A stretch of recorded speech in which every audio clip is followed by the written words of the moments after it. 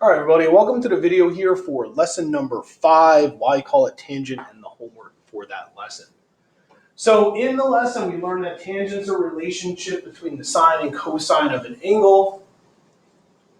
So we can do all the same things we did with sine and cosine, now we can do them with tangents. So it says if sine of theta is equal to 3/5 and theta is in quadrant 1, find the value of the tangent of theta. So we have a quadrant 1 triangle.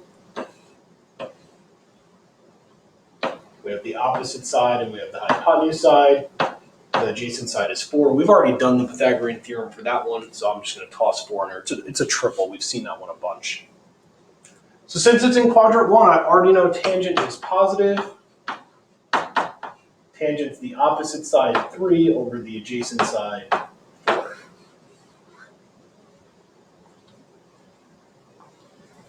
Number 2 is a little bit tricky. So number 2, we have to figure out where we are.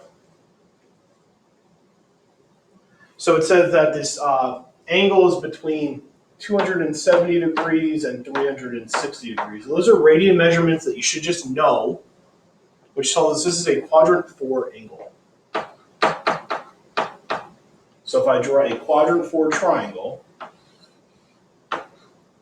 it tells us the tangent, which is the opposite over the adjacent. Notice I don't care about the sign. It's negative. It's in quadrant 4.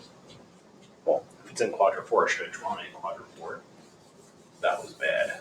That was quadrant 3. Let's draw in quadrant 4.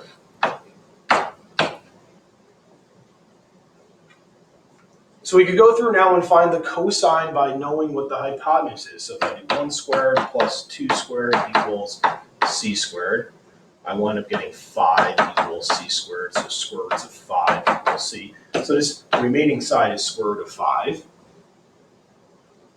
Cosine in quadrant 4 is positive. It's the adjacent side, right? Theta is down here, so the adjacent side is 2 over the hypotenuse, square roots of 5. We want to rationalize that. No, it doesn't say to. Let's just practice it. So we have 2 square roots of 5 over 5.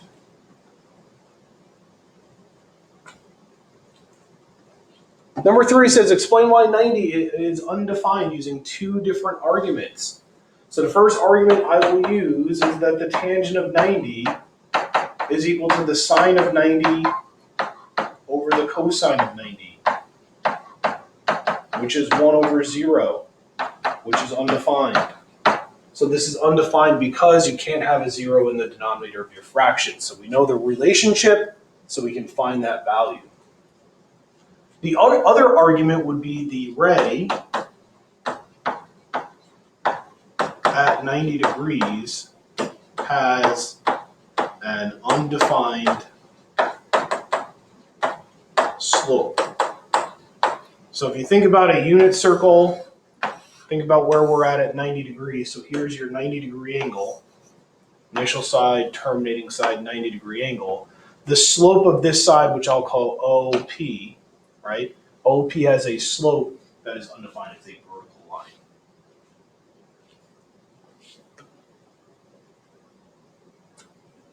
Number 4 says, using the fact that tangent of theta is equal to sine over cosine, explain why tangent is negative in quadrant 2.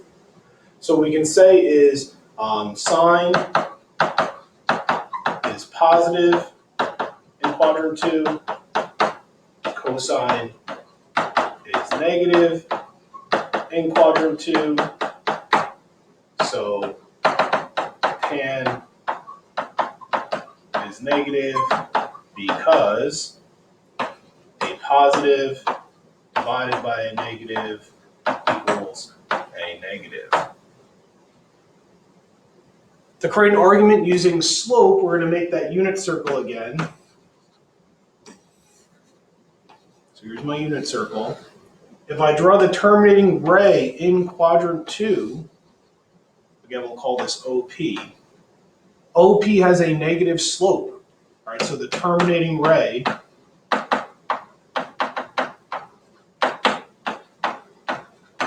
in quadrant 2 has a negative slope. That's what I'm hoping you got out of the lesson. If you got that, good for you. Okay. If not, reach out to me and ask me questions. That's the only way you're going to learn. All right. And I will see you all soon.